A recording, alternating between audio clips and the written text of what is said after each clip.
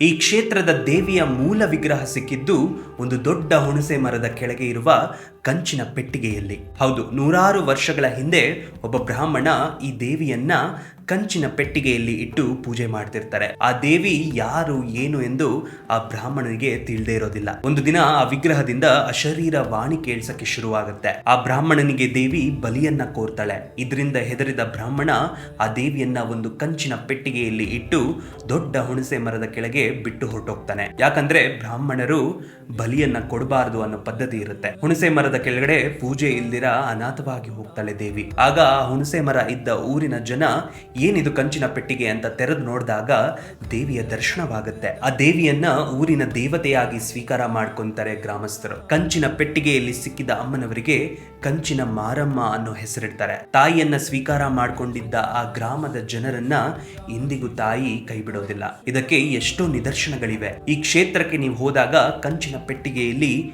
ಈಗಲೂ ಕೂಡ ಅಮ್ಮನವರನ್ನ ನೀವು ಕಾಣಬಹುದು. ಈಕೆ ಯಾವ ಊರಿನ ಮಾರಮ್ಮ? ನಿಮಗೆ ಗೊತ್ತಿದ್ರೆ ಕಮೆಂಟ್ ಸೆಕ್ಷನ್ ಅಲ್ಲಿ ತಿಳಿಸಿ.